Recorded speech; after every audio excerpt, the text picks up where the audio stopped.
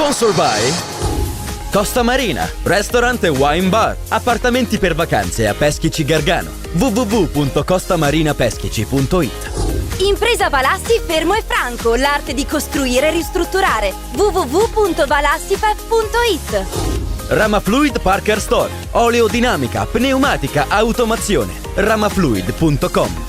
Treva Home, la tua casa vacanza sul lago di Como. 340 22 45 235. Trevahome.it. Shabulecco, Japanese Fusion Restaurant. Shabulecco.com.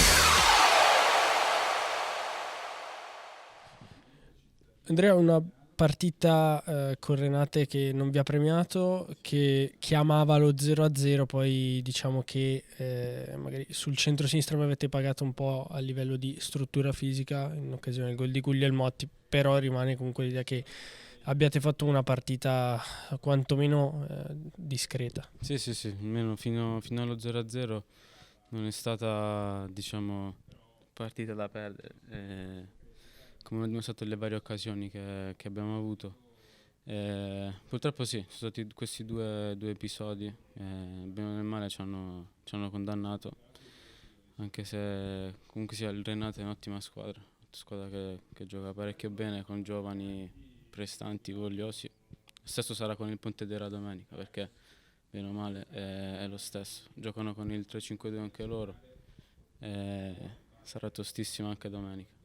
Il mister spesso ha detto che dovete essere gelosi di questo stadio, di questo campo.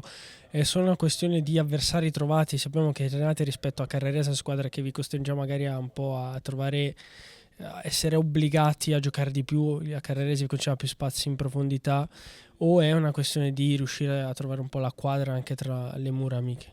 Penso sia entrambe le cose, una via di mezzo. Il mister ha ragione giustamente a dire che bisogna essere gelosi di questo stadio e questa gente, perché comunque sia noi vorremmo che lo stadio a giocare in casa sia, diciamo, una grossa difficoltà per gli avversari.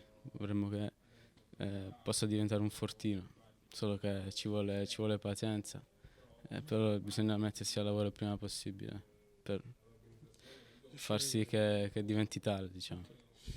Pontedera, lei ha accennato, squadra lanciata, direi anche sorprendente, visto comunque che ha sì qualche elemento di spicco, ma comunque sicuramente una squadra di giocatori di categoria e nessun fenomeno, tra virgolette si dice in gergo. Sì, io ci sono stato 5 anni fa, se non sbaglio.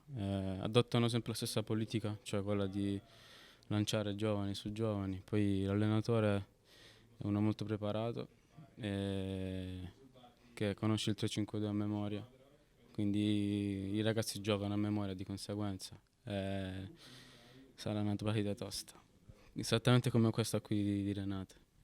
La classifica vi preoccupa?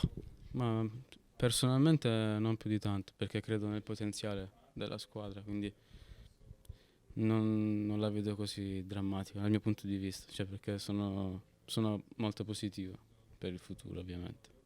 Grazie e buon lavoro. Grazie mille.